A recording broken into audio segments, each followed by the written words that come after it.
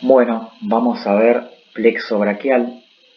En este caso vamos a ver una red de nervios, como así se define un plexo, que va a estar ubicada en ambas regiones laterales del cuello, ¿sí? Para descubrir el plexo braquial. O sea, el plexo es una red, en este caso, de nervios, ¿no? También puede haber plexos vasculares, como plexos arteriales, plexos capilares o plexos venosos. En este caso, vuelvo a decir, es una red de nervios, ¿sí? Tiene esta forma casi triangular, está ubicado por detrás de la clavícula. Sus relaciones son, por ejemplo, en este caso, vamos a ver el lado derecho, que es lo que siempre muestra el libro. Retiramos el músculo cutáneo del cuello o platisma y luego retiramos el músculo esternocleidomastoideo y podemos ver el plexo braquial o parte de él en relación anterior con el músculo escaleno anterior y hacia atrás con el músculo escaleno medio. Para comprender un poco mejor de dónde viene el plexo braquial, tenemos que entender o conocer que estos nervios son ramas anteriores de los nervios cervicales que van a salir de la columna vertebral. Eso es un nervio, ¿sí? En este caso es un nervio raquídeo cervical, ¿sí? Cuando hablamos de nervios raquídeos, son nervios que van a salir de lo que sería, si retiramos todos los huesos, la médula espinal. Acá están las meninges, ¿sí? De meningitis. Meningitis es la inflamación de las meninges. Y podemos ver a la médula espinal, que es un órgano del sistema nervioso central, del cual se van a desprender 31 pares de nervios raquídeos, ¿sí? Que van a tener unas raíces anteriores, unas raíces posteriores sensitivas y unas raíces anteriores motoras, que se van a unir y van a formar un nervio raquídeo o nervio espinal, ¿sí? Que son pares, están a ambos lados. Luego esos nervios van a salir por los agujeros intervertebrales, o sea que están entre dos vértebras. Esos agujeros también son conocidos como agujeros de conjunción y una vez que salgan de esos orificios se van a dividir en ramas posteriores para los músculos de la región posterior y ramas anteriores, que en este caso, ¿sí? Tenemos 8 nervios cervicales, de los cuales los últimos 4 van a formar el plexo braquial, ¿sí? ¿Cuáles son esos últimos 4 nervios cervicales? Son de C5 a C8 más T1, ¿sí? En este caso, acá estaría T1, ¿sí? Ahí están saliendo las ramas anteriores de los últimos nervios cervicales más T1. La mnemotecnia es: últimas 4 señoras toman un té, ¿sí? C5, además de esto, va a recibir una rama anastomótica pequeña de C4, que va a contribuir a la formación del plexo. Entonces, para definirlo, vamos a decir que el plexo braquial va a estar formado por las ramas anteriores de los últimos 4 nervios cervicales, ¿sí? Más T1. Bueno, repito la mnemotecnia: últimas 4 señoras toman un té, para acordarse. Estos nervios se van a unir, ¿sí? Porque es una red de nervios, y van a formar lo que se llaman troncos. Por ejemplo, C5, que había recibido una rama, como una especie de ayuda de C4, se va a unir a C6 y van a formar lo que se denomina el tronco superior, ¿sí? C7, por sí sola, a esta altura, forma lo que es el tronco medio. C8, uniéndose a T1, me va a formar lo que es el tronco inferior. Vamos a retirar lo que es la clavícula derecha y vamos a ver cómo estos troncos que estaban acá, el superior, el medio y el inferior, me van a formar luego fascículos. Se van a dividir en ramas anteriores y posteriores, ¿sí? Y esto lo van a hacer con respecto, cuando hablamos de ramas anteriores y ramas posteriores, estas son las ramas posteriores, ¿sí? Podemos ver la relación que tiene con la arteria axilar, ¿sí?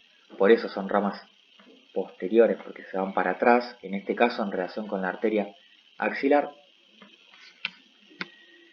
Esas ramas posteriores que van a salir de los troncos, que hoy habíamos dicho, el tronco superior, medio e inferior, van a formar el fascículo posterior, del cual van a salir dos nervios o ramas terminales de este plexo, que es lo que más nos importa, ¿sí? Son las ramas terminales, porque van a ir a inervar al miembro superior.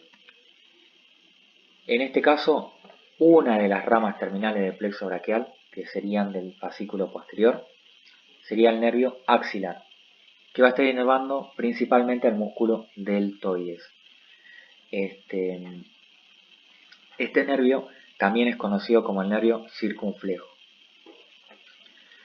Si vemos la relación que va a tener este nervio en el hombro, que es la región del hombro, tenemos que irnos hacia la parte posterior y ver cómo atraviesa un espacio de forma cuadrilátera denominado cuadrilátero húmero tricipital, porque está delimitado por la porción larga del tríceps hacia adentro, el húmero hacia afuera, el borde inferior del músculo redondo menor hacia abajo, hacia arriba, perdón, y el borde superior del músculo redondo mayor, ahora sí, hacia abajo.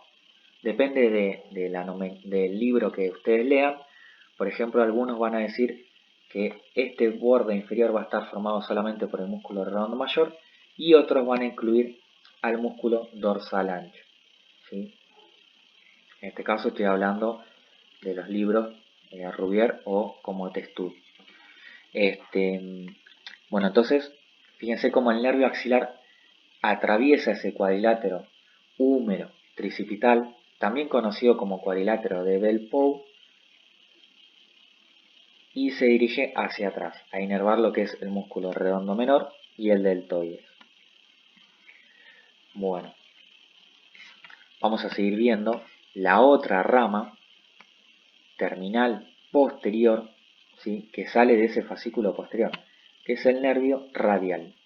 El nervio radial también se va a ir a la región posterior del miembro superior, ¿sí? Y lo podemos ver también en una figura geométrica que sería el triángulo. En este caso se va a ver acá. Acá podemos encontrar lo que es el nervio radial, en un triángulo llamado húmero tricipital o de Avelino Gutiérrez. El triángulo húmero tricipital está delimitado por el húmero, por el redondo mayor hacia arriba, es este pequeño triángulo, y por la porción larga del tríceps, ¿sí? Ahora, este nervio no va a atravesar el triángulo húmero tricipital. Este triángulo, en relación al cuadrado que vimos recién, está abajo. Este sería. Tengo que sacar el músculo tríceps para poder ver, ¿sí?, o abrir ese triángulo para poder ver en el fondo el nervio radial y la arteria humeral profunda. Estos dos elementos van a estar pasando en la profundidad de ese triángulo. O sea, ese triángulo se usa como referencia para ir a buscar esos elementos anatómicos, que es importante conocer su ubicación, ya que se relacionan con lo que es la diáfisis del húmero, ¿sí? Y cualquier lesión de la diáfisis del húmero puede lesionar tanto el nervio radial, que me va a inervar el tríceps, o la arteria humeral o braquial profunda. Bien, seguimos viendo cómo es la constitución del plexo braquial. Vamos a retirar estos vasos. Nosotros recién habíamos descrito lo que es las ramas posteriores de estos tres troncos, el superior, el medio y el inferior, cómo formaban un fascículo posterior y cómo ese fascículo posterior me daba dos nervios, el nervio axilar y el nervio radial. Esto se lo pueden preguntar en un parcial. Por ejemplo, el nervio axilar es rama del fascículo posterior del plexo braquial. Eso se ha preguntado. O a quién inerva, por ejemplo. Luego vamos a ver cómo el tronco superior y el tronco medio me dan una rama anterior cada uno para formarme el fascículo lateral. Lateral, ¿por qué? Por la relación que va a tener con la arteria axilar. ¿Sí? Está hacia lateral. Bueno, ese fascículo lateral me va a dar dos ramas. Una, que es el nervio músculo cutáneo, que se va a ir a inervar a los músculos de la región anterior del brazo, como el músculo coracobraquial, el músculo braquial anterior y el músculo bíceps. Lo importante de este nervio es que va a atravesar a lo que es el músculo coracobraquial. Esto sería la porción corta del bíceps. Ahí puedo ver a lo que es el músculo coracobraquial y acá está el nervio músculo cutáneo atravesándolo. ¿Sí? Es como lo atraviesa de lleno en el cuerpo. ¿Sí? Esa es la primera relación y una de las más importantes de este nervio, el nervio músculo cutáneo. Después de inervar estos músculos, se va a hacer superficial y va a inervar la piel del antebrazo. Después vamos a ver qué regiones. La otra rama del fascículo lateral sería una rama o un ramo medial, ¿sí? Así, ese, que se va a unir al ramo medial del fascículo que nos falta ver, que es el fascículo medial. Medial, de nuevo, con respecto a la arteria axilar. ¿Sí? Bueno, retiramos los vasos y podemos ver entonces, ahora sí, el fascículo medial. ¿Cómo se formó el fascículo medial? Está formado, ¿sí?, por lo que sería la rama anterior, ¿sí?, del tronco inferior. Acá está, la rama anterior del tronco inferior, que luego lo vamos a llamar fascículo medial. Y este fascículo medial me va a dar las siguientes ramas laterales, por ejemplo, terminales, que sería el nervio braquial cutáneo interno, ¿sí?, y su accesorio. Una de las ramas más importantes es el nervio cubital. El nervio cubital, en cuanto a relaciones, ¿sí?, va a ir por la parte interna del brazo y en el codo se va a hacer posterior y se va a ubicar en este canal.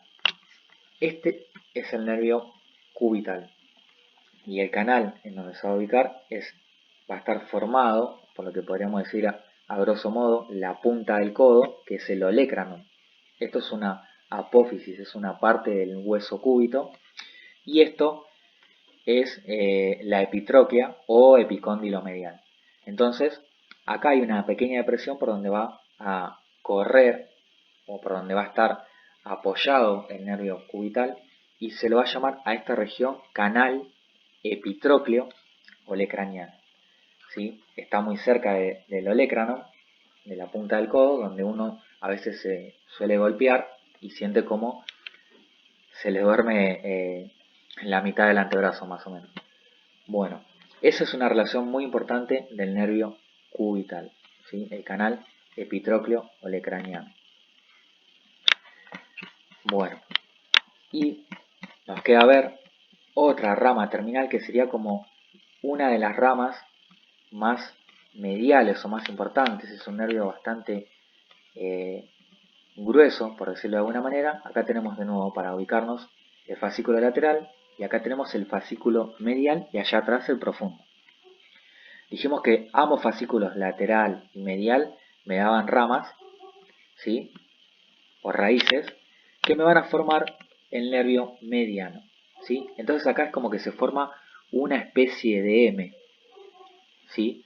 Yo le digo la M del mediano, como para acordarme y para ubicar al nervio mediano. Fíjense la relación de esta M, no sé si lo pueden ver ahí, sería así, la M de mediano con la arteria axilar. La arteria axilar está casi atravesando esta M, ¿sí? Entonces, acá tenemos un brazo de la M, que es el nervio cubital, las raíces del nervio mediano, y el otro bracito de la M, que me quedo acá atrás, sería el nervio músculo cutáneo. Bueno, la M de mediano, ¿sí? Ahí viene el nervio mediano, recorriendo también por la región interna del brazo, y en el codo lo vamos a encontrar en lo que es un canal formado por músculos, ¿sí? En esta región. Vamos a sacar esta aponeurosis, que es del bíceps, y podemos ver el nervio mediano, que va a estar contenido en la flexura del codo, ¿sí? O en el pliegue del codo, en el canal interno del pliegue del codo, ¿sí? Que va a estar comprendido por el bíceps. Su fondo va a ser el músculo braquial y su límite interno serían los músculos epitrocleares, ¿sí? Y su límite externo, ya lo dije, que sería el músculo bíceps.